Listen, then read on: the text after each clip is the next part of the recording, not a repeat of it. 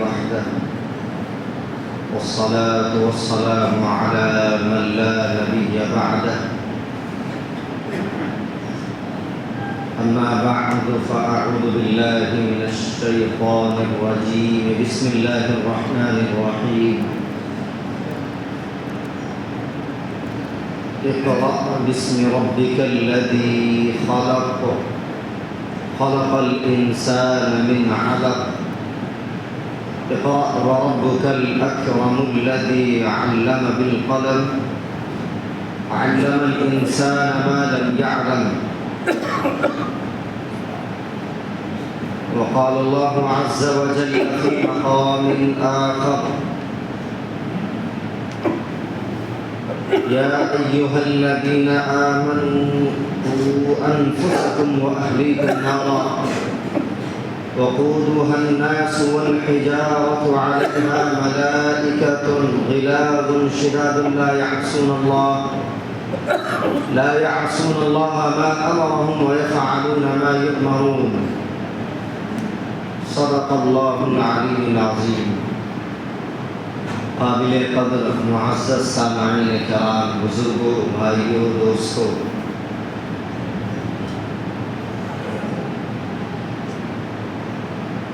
اللہ تبارک و تعالی نے انسانوں کو سب سے پہلے جس چیز کا حکم فرمایا وہ علم ہے۔ قرآن کریم کی چند آیتیں آپ کے سامنے تلاوت کی گئی ہیں۔ اللہ تبارک و تعالی نے سب سے پہلے پڑھنے، لکھنے اور سیکھنے کا حکم فرمایا ہے۔ آپ علیہ الصلوۃ والسلام نے بھی اس کے متعلق بہت سی باتیں بیان فرمائی ہیں اور اسلاف امت کے واقعات بھی اس سلسلے میں موجود ہیں۔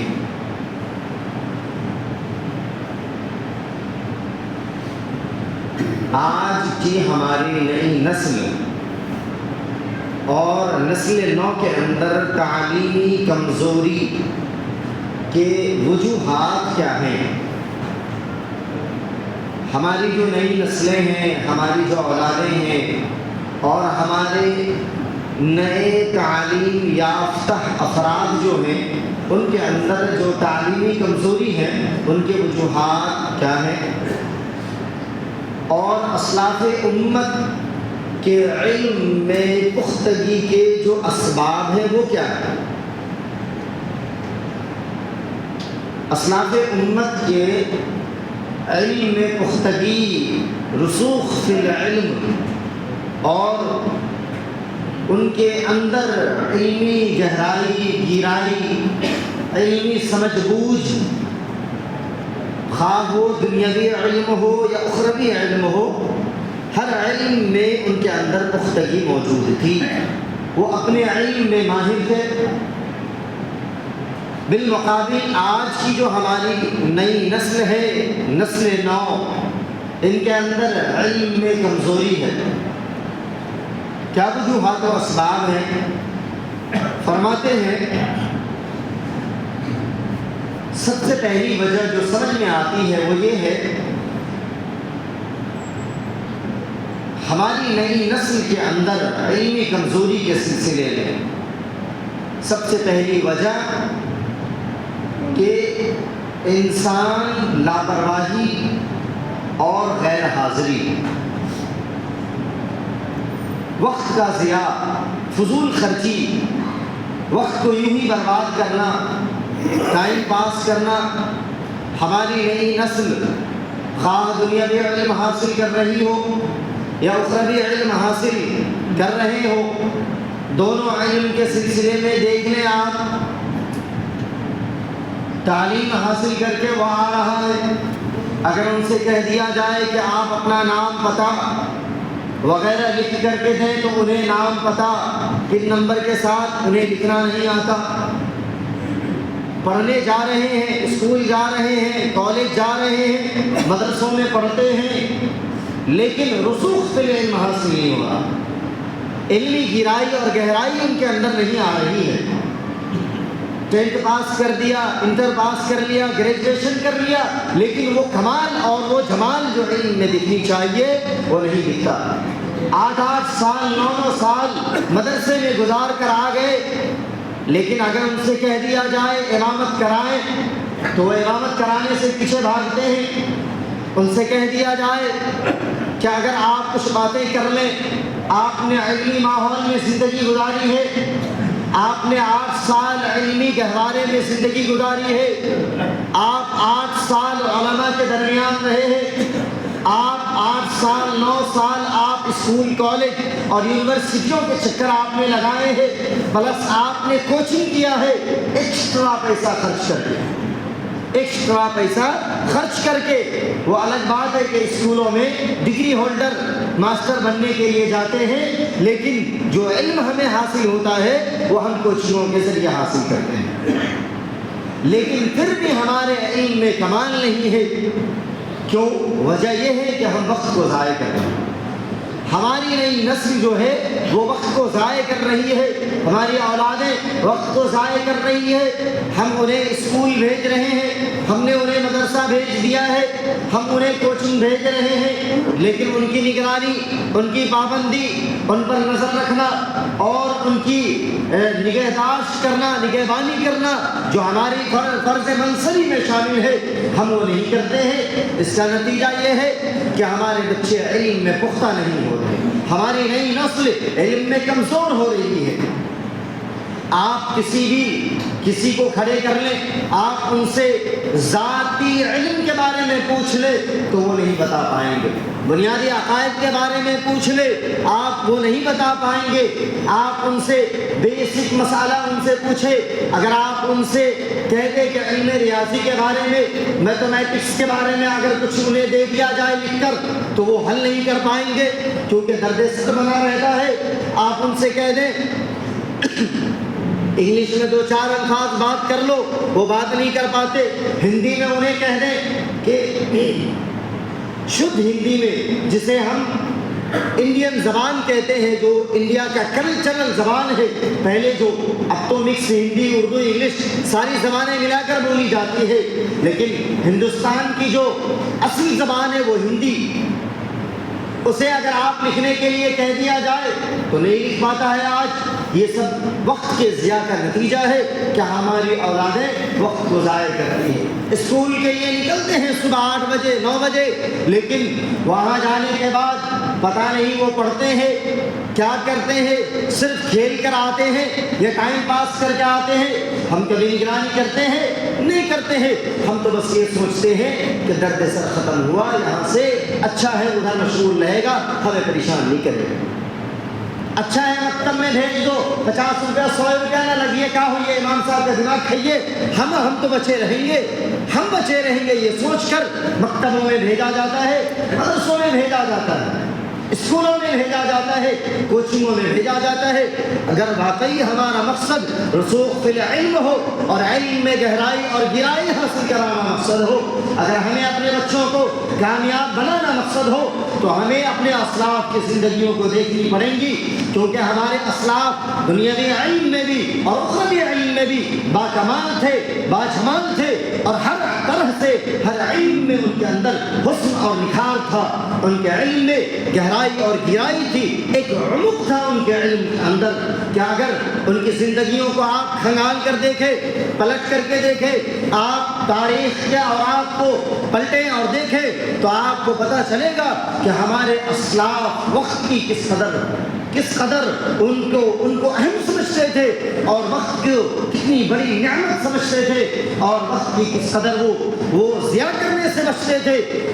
اور بڑے بڑے ہمارے اکابرین علماء ایسے موجود ہیں اور ایسے گزرے ہیں، اور آج سے 1450 سال پہلے چلے جائیں، آپ 700 سال پیچھے چلے جائیں، ہمارے اسلاف امت ایسے ایسے واقعات بھرے ہیں کہ انہوں نے وقت کا اہتمام کیا ہے، وقت کو بچایا ہے۔ اگر کھانے میں وقت گزرتا تھا اور وقت ضائع ہو جائے تو ہمارے اکابرین کے بارے میں لکھا ہے ان کے بارے میں امام ذہبی رحمۃ اللہ علیہ نے سیار و اعلام النبلاء میں لکھا ہے اس واقعہ کو حضرت عبید اللہ رحمۃ اللہ علیہ کے بارے میں کہ انہوں نے 20 سال تک حدیث لکھنے میں اس طرح سے گزاری ہے کہ ان کی بہن لقمہ بنا بنا کر کے روٹی توڑ توڑ کر ان کے منہ میں ڈالا کرتی تھی، صرف اس وجہ سے کہ جتنے دیر میں میں کھانا کھاؤں گا اتنے دیر میں میرا وقت ضائع ہو جائے گا۔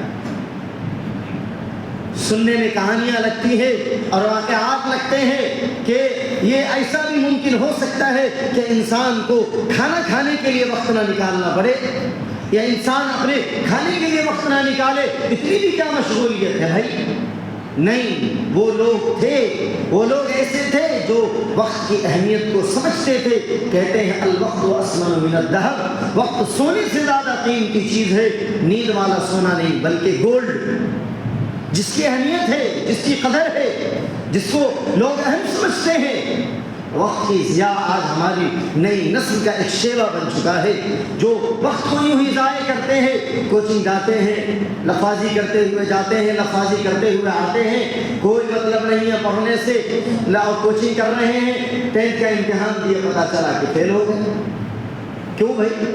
آپ اسکول میں پڑھ رہے ہو، پھر الگ سے آپ کوچنگ کا اہتمام کر رہے ہیں، پھر بھی آپ کے اندر جو علم آنا چاہیے، جو کمال پیدا ہونا چاہیے، جو نکھار پیدا ہونا چاہیے، جو ہماری زندگی کا ایک بیسک اور بنیادی مقصد ہے، علم ہمارا ایک بنیادی مقصد ہے، وہ کمال ہمارے اندر پیدا نہیں ہو رہا۔ کیوں؟ آپ مدرسے میں مکتبوں میں بھیج رہے ہیں اپنے بچوں کو، لیکن آپ کا بچہ ویسا بن نہیں پا رہا، حافظ نہیں بن رہا، عالم نہیں بن رہا۔ کیوں؟ وجہ کیا ہے؟ آپ مدرسے میں گئے، کبھی نگرانی کیا؟ آپ نے استاد سے پوچھا کہ ہمارا بچہ ڈیلی سبق سناتا ہے کہ نہیں، ہمارا بچہ ڈیلی پڑھتا ہے کہ نہیں، کہیں بدماشیوں میں اور لفاظیوں میں وقت کو ضائع تو نہیں کرتا؟ اب ظاہر ہے استاد ہر وقت ڈنڈا لے کر کے سر پہ کھڑا تو نہیں رہے گا۔ تو یہ وقت کی ضیاع ہماری نسل کی سب سے بڑی بیماری ہے، اس پر کنٹرول کرنے کی ضرورت ہے اور اس پر نگرانی کرنے کی ضرورت ہے۔ وقت کو برف کے مانند کہا گیا ہے، اور کہا گیا ہے کہ وقت ایک تلوار کی طرح ہے، تم اسے کاٹ دو ورنہ وہ تمہیں کاٹ دے۔ وقت کی قدر کرے، وقت کی اہمیت کو سمجھے اور وقت کی ضیاع سے اپنی اولاد کو بچائے، اور علم کی حسن سے اور علم کی جو شائستگی ہے اور علم کا جو کمال اور جو اس کے اندر حسن اور جمال ہے، اس سے اپنے بچوں کو آراستہ کرے، اس کی نگرانی کرے۔ آپ کی یہ ذمہ داری ہے، آپ ذمہ دار ہیں، آپ باپ ہیں، آپ بھائی ہیں، آپ گھر کے بڑے ہیں، آپ کی اولاد، آپ کے بیٹے، آپ کی بیٹیاں اور آپ کے ماتحت میں جو لوگ ہیں ان کی ذمہ داری ہے، ورنہ کل قیامت کے دن آپ ماخوذ ہوں گے اور آپ پکڑے جائیں گے اور آپ سے اللہ تعالیٰ سوال کریں گے، پھر آپ وہاں پر جواب نہ دے سکیں گے، آپ وہاں پر جواب نہ دے سکیں گے۔ طلب العلم فریضۃ علی کل مسلم، علم کا حاصل کرنا فرض ہے۔ جب علم کا حاصل کرنا فرض ہے تو آپ خود بھی علم کو حاصل کرے اور اپنی اولاد کو بھی علم حاصل کروائے، اتنا علم حاصل کروائے کہ اس کے عقائد درست ہو سکے اور اس کی نماز درست ہو سکے، اس کے روزے درست ہو سکے، اس کی زکوٰۃ، اس کی زندگی میں صدق و وفا آ سکے اور وہ سچ بولنے والا ہو، اس کے اخلاق بہتر ہو، جھوٹ سے بچنے والا ہو، دھوکہ نہ دینے والا ہو اور غلط کام کرنے سے وہ بچتا ہو، گناہوں سے وہ بچتا ہو اور امانت داری کو اپنا شیوا بناتا ہو۔ یہ تمام وہ چیزیں ہیں جو مسلمانوں کے اندر بیسک اور بنیاد کی حیثیت رکھتی ہے، جو ہر مسلمان کے اندر یہ صفات ضرور ہونے چاہیے۔ اسی لیے میرے بزرگوں، اپنی اولاد کی تعلیم کی فکر ہر حال میں آپ کرے اور اس کی نگرانی بھی کرے اور اس پر پابندی کے ساتھ آپ نظر رکھے کہ ہمارے بچے اور بچیاں، ہمارے بیٹے اور ہماری بیٹیاں تعلیم حاصل کر رہی ہے تو واقعی تعلیم حاصل کر رہے ہیں یا صرف وقت کی ضیاع کر رہے ہیں، وقت کو برباد کر رہے ہیں۔ اس کی ذمہ داری ہماری اور آپ کی ہے۔ کل قیامت کے دن ہم اور آپ اللہ کے سامنے جواب دہ ہوں گے۔ میرے بزرگوں اور دوستوں، اس پر نگرانی کرنے کی ضرورت ہے۔ اس پر نگرانی کرنے کی ضرورت ہے۔ دوسری جو وجہ اور دوسرا جو سبب نظر آتا ہے کہ ہماری نئی نسل کے اندر جو علم میں کمزوری پیدا کر رہی ہے اور ان کے علم میں جو کمزوری آ رہا ہے، اس کی دوسری وجہ یہ ہے کہ ہماری اولاد، ہماری نئی نسل گناہوں سے نہیں بچ رہے۔ ان کی زندگی میں تقویٰ نہیں، ان کی زندگی میں طہارت نہیں، ان کی زندگی میں اہتمام نہیں ہے، وہ گناہوں سے نہیں بچتے ہیں۔ ہمارے اسلاف کی زندگی آپ پلٹ کر کے دیکھیں، ان کے بارے میں ہے حضرت امام مالک رحمۃ اللہ علیہ کے بارے میں ہے، انہوں نے امام شافعی رحمہ اللہ کو دیکھا، چھوٹے سے عمر کا بچہ حافظ قرآن کریم ہو گیا اور حفظ قرآن کریم کر لیا، قرآن یاد کر لیا۔ امام مالک رحمۃ اللہ علیہ حضرت امام شافعی کے استاد ہیں، انہوں نے جب دیکھا کہ اتنا چھوٹا بچہ، معصوم بچہ، حافظے کا اتنا ذہین ہے اور اتنا ذہین و فطین بچہ ہے کہ فر بہت ساری احادیثیں یاد کر لیتا ہے، کئی لاکھ احادیثیں حضرت امام صاحب رحمۃ اللہ علیہ کو یاد ہے۔ امام مالک رحمۃ اللہ علیہ نے ان سے کہا، بیٹا اللہ تعالیٰ نے تمہیں علم کے نور سے نوازا ہے، اللہ تعالیٰ نے تمہارے قلب میں علم کا نور رکھا ہے، اور علم کا جو کمال ہے، اللہ نے علم کا جو نور ہے، جو اللہ تعالیٰ کی خاص صفت ہے، اللہ نے تمہارے قلب میں ڈالا ہے، اسے تم گناہوں کی ظلمت سے برباد نہ کرنا، اسے تم گناہوں کی ظلمت سے برباد نہ کرنا۔ آج ہم خود گناہ سے نہیں بچتے تو اپنی اولاد کو کہاں سے بچائیں گے؟ آج ہم خود گناہ سے نہیں بچتے تو اپنی اولاد کو گناہ سے کہاں بچائیں گے؟ کس طرح بچائیں گے؟ جب ہماری زندگی خود گناہوں سے نہیں بچتی تو ہم پھر اپنی اولاد سے کس طرح گناہوں سے پرہیزگاری کی امید کر سکتے ہیں؟ بہت سارے اسباب ہیں، بہت سارے وجوہات ہیں میرے بزرگوں، اگر ہر ایک کو تفصیلاً بیان کیا جائے تو وقت کی قلت ہو جائے گی۔ بہت سارے اسباب ہوتے ہیں جو انسان کی زندگی کے بربادی کے سبب بنتے ہیں اور وجوہات بنتے ہیں۔ گناہوں سے بچنا، ہماری اولاد گناہوں سے نہیں بچتی، اس کے سبب ہے کہ چھوٹی عمر کے بچے انہیں کچھ یاد نہیں رکھتا۔ کل کا پڑھا ہوا آج اگر پوچھ لے تو آپ وہ بچہ نہیں بتا پائے گا۔ کیوں؟ اتنا چھوٹا بچہ، حالانکہ یہ بات کہی جاتی ہے کہ بچوں کا ذہن کمپیوٹر کے مانند ہوتا ہے، جو بات آپ بولیں گے وہ کیچ کرتا ہے، جو بات ماں باپ کرتے ہیں، جو بات بولتے ہیں، جو عمل کرتے ہیں، ماں باپ کو جیسا کرتے دیکھتے ہیں بچے لوگ، ان تمام چیزوں کو وہ سیکھتے ہیں اور اسے اپنے ذہن میں بٹھاتے ہیں۔ ظاہر ہے آج کے ماں باپ اور کل کے ماں باپ کتنا فرق ہے۔ کل کے ماں باپ، ان کی زندگیاں، ان کی راتیں، ان کے دن اور ان کے کاروبار اور دن رات کے ایک ایک لمحے ان کے جو گزرتے تھے وہ اللہ اور اس کے رسول کی فرمانبرداری میں گزرتے تھے، جس کا نتیجہ یہ ہوتا تھا کہ اولاد پر بھی ویسے ہی اثرات مرتب ہوتے تھے، اور اولاد بھی وقت کا کامل ولی بنتا تھا، اور اولاد بھی وقت کا ایک محدث مفکر بنتا تھا، سائنس کا بنتا تھا اور ایک بڑا سائنٹسٹ بنتا تھا۔ اولاد بھی ایسے پیدا ہوتے تھے جو صلاح الدین ایوبی بن کر ابھرتے تھے، محمد بن قاسم بن کر ابھرتے تھے، محمد فاتح بن کر ابھرتے تھے۔ ویسی مائیں تھی، ویسے باپ تھے جن کی زندگی میں اللہ اور اس کے رسول کے احکامات تھے، گناہوں سے بچنے کا اہتمام تھا۔ اس کا نتیجہ یہ تھا کہ اولاد بھی کامیاب ہوتے تھے۔ آج کے ہمارے ماں باپ اور آج کے وقت کے صبح ہوتا ہے موبائل سے، رات ہوتا ہے موبائل سے، ہر ایک کی زندگی ہے، چاہے میں ہوں یا کوئی اور، کوئی انکار نہیں کر سکتا۔ ایک بندہ اگر میں چیلنج کر دوں تو رات سوتے وقت ہمارا آخری جو عمل ہوتا ہے وہ یہ کہ ہم موبائل کو بند کرتے ہیں، الارم سیٹ کرتے ہیں اور تکیا کے نیچے رکھتے ہیں، اور صبح اٹھتے ہیں سب سے پہلے ہمارا ہاتھ موبائل پہ جاتا ہے۔ یہ موبائل نے ہماری زندگی کو اور ہماری نسلوں کو اور ہماری اولادوں کو اور ہمارے گھروں کو اس طرح تباہ و برباد کر دیا ہے کہ ہم سارے کے سارے اس میں ملوث ہو چکے ہیں۔ ہم سارے لوگ، چاہے علماء ہو، صلاح ہو، عوام ہو، پڑھا لکھا ماسٹر ہو یا کوئی بھی ہو، سب کے سب ملوث ہیں۔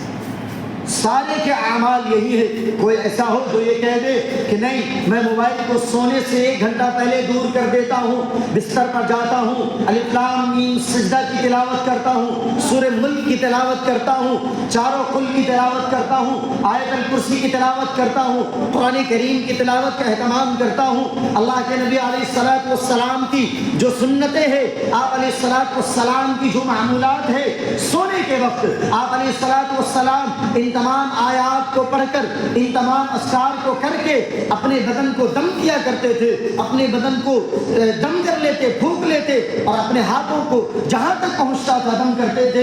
اس کے بعد آپ علیہ السلام سوتے تھے، صبح اٹھتے تھے، آپ علیہ الصلوۃ والسلام سب سے پہلے اپنے ہاتھوں سے دونوں آنکھ کو ملتے تھے، دعا پڑھتے تھے، مسواک اٹھاتے تھے، وضو کرتے تھے۔ ایسا عمل ہے کسی کا تو کوئی مجھے دکھا دے، میرا خود کا عمل نہیں ہے ایسا، کسی کا ایسا عمل نہیں ہے۔ میرے بزرگوں، میرے ساتھیوں، میرے عزیزوں، ہمیں سوچنے کی ضرورت ہے کہ ہماری زندگی میں سنتوں سے دوری اور گناہوں سے قربت کیوں کر ہونے لگی؟ کیا وجہ ہے کہ ہونے لگا؟ کیوں اس طرح ہو رہا ہے؟ ہماری نئی نسل اور ہماری نئی نسل جو ہے، ہماری اولادیں جو ہے، وہ گناہوں میں ملوث ہوتی جا رہی ہیں۔ چھوٹے چھوٹے بچے ہیں، موبائل ان کے ہاتھ میں دیا جا رہے ہیں، ان کا ذہن خراب ہوتا جا رہا ہے، وہ گناہ کر رہے ہیں، باہر جاتے ہیں، سٹے مارتے ہیں، اور نہ جانے کیا کیا سے گناہ کرتے ہیں، ایسے ایسے گناہ کرتے ہیں چھوٹے چھوٹے بچے کہ ان کو دیکھا جائے تو ٹوکنے کی ہمت بڑوں کو نہیں ہوتی ہے، کوئی بڑا انہیں ٹوکنے کی ہمت نہیں کرتا۔ یہ ہمیں سوچنے کی ضرورت ہے۔ کیوں؟ اس لیے کہ ہم ان کے باپ ہیں، ہماری جو مستورات ہے وہ ہماری خواتین ان کی مائیں ہیں، اور ہماری ماؤں کو سوچنے کی ضرورت ہے، ہمارے والدین کو سوچنے کی ضرورت ہے۔ میں نے ایک آیت قرآن کریم کے آپ کے سامنے تلاوت کی تھی، اس آیت کو آپ اپنی نظر کے سامنے رکھے۔ میرے بزرگوں، اتنی سخت ترین آیت ہے اور اتنا خطرناک یہ قرآن کریم کا پیغام ہے کہ اللہ تعالیٰ فرماتے ہیں اگر کوئی مومن بندہ، مسلمان بندہ اس آیت کے مفہوم پر، اس آیت کے معنی پر اور اس آیت کی سختی کو اگر کوئی آدمی دیکھے تو انشاءاللہ وہ کبھی لاپرواہی والی زندگی نہیں گزارے گا اور بے پرواہی والی زندگی نہیں گزارے گا، اپنے آپ کے متعلق وہ چوکنا رہے گا، اپنی اولاد کے متعلق وہ چوکنا رہے گا۔ تو انفسکم واہلیکم نارا، اے ایمان والو، اپنے آپ کو بھی جہنم کی آگ سے بچاؤ اور اپنے اہل و عیال کو بھی جہنم کی آگ سے بچاؤ۔ جہنم کی آگ کیا مولوی صاحب صرف آگ کی دھمکی دیتے ہیں، بس آگ ہی کی دھمکی ہے، آگ ہی ہے، ہاں آگ ہی سب کچھ ہے، آگ ہی سب کچھ ہے، آگ ہی سب کچھ ہے۔ جس طرح ہمارے برادران وطن کہتے ہیں کہ ہم مر گئے، مٹ گئے، اذا كنا ترابا وعظاما انا لمخرجون، کیا ہم مر جائیں گے، مٹی ہو جائیں گے اور سب گل جائیں گے تو کیا دوبارہ اٹھائے جائیں گے؟ ہم تو جل گئے، خاک ہو گئے، اور پھر ہمارا حساب و کتاب نہیں ہوگا؟ نہیں۔ أَيَحْسَبُ الْإِنسَانُ أَن لَّن نَّجْمَعَ عِظَامَهُ بَلَىٰ قَادِرِينَ عَلَىٰ أَن نُّسَوِّيَ بَنَانَهُ۔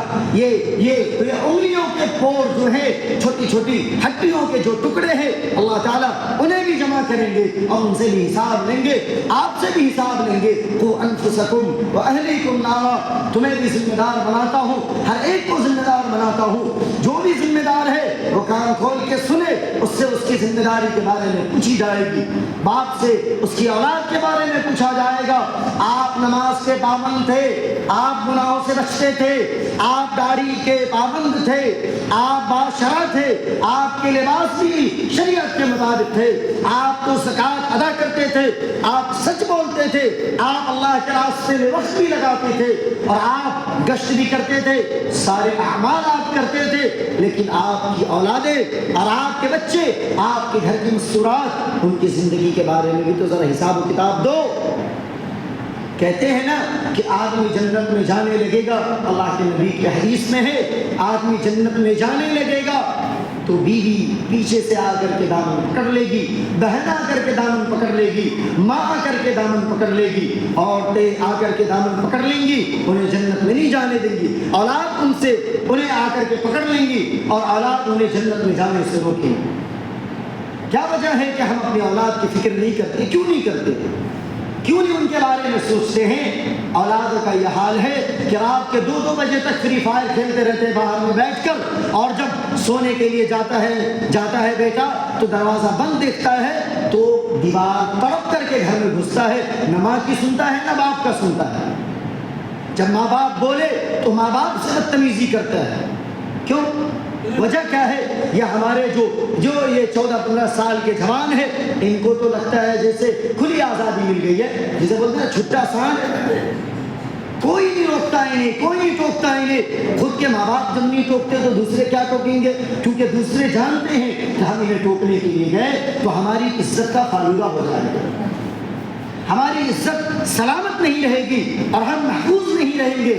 میرے بزرگوں، ہماری اولاد تباہی اور بربادی کے دہانے پر جا چکی ہے، انہیں بچا لیں، اب بھی وقت ہے، آپ انہیں سنبھال لیں، آپ انہیں بچا لیں، انہیں تباہی کے دلدل میں جانے سے آپ روک لیں، ان کی فکر کر لیں، آپ ان کے بارے میں سوچیں، انہیں آپ مسجد لے کر کے آئے، آپ انہیں نماز کے لیے اپنے ساتھ لے کر کے آئے، اگر نہیں ہوتا تو جماعت والے ساتھیوں کے حوالے کرے، انہیں چلے میں بھیجے، 4 مہینے میں بھیجے، ان کو وقت لگوائے، 3 دن وقت لگوائے۔ آپ کی اولاد ہے، کیوں نہیں سنے گا؟ وہ کیوں نہیں سنے گا؟ 4 سوٹے لگائے جائے خود سنیں گے، کیوں نہیں سنیں گے؟ کیا اولاد ماں باپ سے بڑے ہو گئے؟ نہیں ہو گئے بڑے، بالکل نہیں ہوئے ہیں۔ زمانہ اتنا خراب نہیں ہوا ہے کہ بچے ماں باپ کا کنٹ پکڑ لے اور اٹھا کر کے باہر پھینک دے، نہیں ہوئے۔ اگر ماں باپ خود محتاط رہیں گے، صحیح رہیں گے، ہم انہیں بچپن سے تعلیم صحیح دیں گے، انہیں غلط اور صحیح کی تمیز بتائیں گے، انہیں سکھلائیں گے، تو ہماری اولادیں محفوظ رہیں گی، ہماری اولادیں محفوظ رہیں گی۔ خدا کے واسطے میرے بزرگوں، اپنی اولادوں کو بچا لے، اپنے اہل و عیال کی فکر کر لے، اپنے معاشرے کی فکر کر لے، اور اپنے بچوں کی فکر کرے، اپنے آنے والی نسل کی فکر کر لے۔ اندلس میں آپ جا کر کے دیکھیں، اندلس کے واقعات کو آپ پڑھیں، آپ کو پتہ چلے گا کہ وہاں سے علم کو اور علماء کو ختم کیا گیا ہے۔ آج مسلمانوں کا نام لینے والا کوئی نہیں وہاں پہ موجود، جو علم کا گہوارہ، سائنس کا گہوارہ، ٹیکنالوجی کا گہوارہ۔ کہتے ہیں کہ مولوی ملی صاحب صرف قرآن حدیث ہی پڑھتے ہیں، نہیں، علماء کی تاریخ آپ دیکھیں اٹھا کر کے تو بڑے بڑے مسلمان سائنسداں بھی پیدا ہوئے ہیں اور ڈاکٹر بھی، انجینئر بھی پیدا ہوئے ہیں۔ اسی لیے میرے بزرگوں، ہمیں سوچنے اور سمجھنے کی ضرورت ہے، غور و فکر کرنے کی ضرورت ہے۔ انہیں مکتب میں، مدرسوں میں، اسکول کالجوں میں پابندی کے ساتھ، نگرانی کے ساتھ بھیجنے کی ضرورت ہے۔